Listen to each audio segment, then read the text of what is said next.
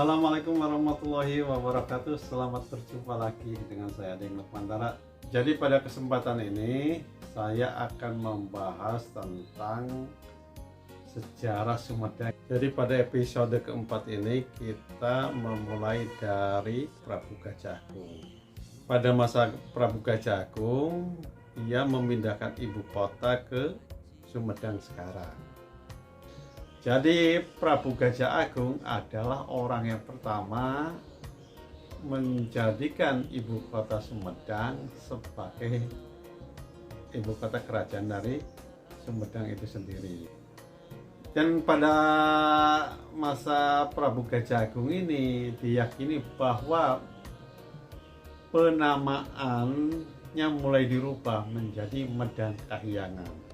Jadi meskipun dalam tradisi-tradisi sejarah Sumedang itu tidak ada yang mengatakan bahwa pada masa Prabu Gajah Agung itu berubah menjadi Medang Kahyangan, tetapi sejarah induknya mengatakan bahwa daerah Sumedang waktu itu dikenalnya dengan Medang Kahyangan. Jadi pada masa Gajah Agung itu Sumedang itu memulai masuk ke era Medang Kahyangan. Setelah Prabu Gajah Agung, Sumedang diperintah oleh anaknya yang bernama Sunan Pagulingan, Prabu Wirajaya. Ia mempunyai dua anak. Yang pertama itu adalah Nyi Raja Mantri, dan kedua itu menjadi penerusnya namanya Sunan Guling. Nama asli Nyi Raja Mantri itu adalah Nyi Ratu Ratnasi, sedangkan Sunan Guling itu adalah Prabu Mertalaya. Yang menarik adalah tentang Nyi Raja Mantri. Nyi Raja Mantri itu diceritakan dalam naskah Pakuan itu merupakan istri dari Sri Baduga Maharaja Prabu Jayadewata, atau dikenal juga dengan Prabu Siliwangi. Tentang Nyi Raja Mantri ini terkenal sangat cantik sekali. Kecantikannya itu dilukiskan dalam naskah Carita Pakuan. Jadi diungkapkan dalam naskah itu bahwa Nyi Raja Mantri itu nugelis palangajadi, numicaya sisit peting, cangkang berang kaleh hese, panon poe miawak seda karuna. Yang artinya itu yang cantik tiada tanding, yang menyinari sisik kegelapan malam, kulit siang tanpa susah, matahari menjelma suci karunia. Jadi tentang Nyi Raja Mantri ini diceritakan kecantikannya di naskah Carita Pakuan.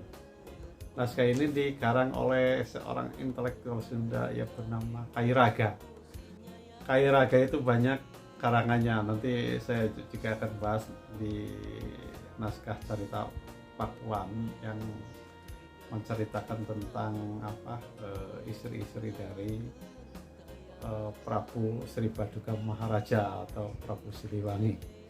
Jadi setelah Sunan Guling atau Prabu Mertalaya, kekuasaan Sumedang era Medang Kahyangan itu kemudian jatuh kepada anaknya Prabu Tirtakusuma atau disebut juga Sunan Tuakan.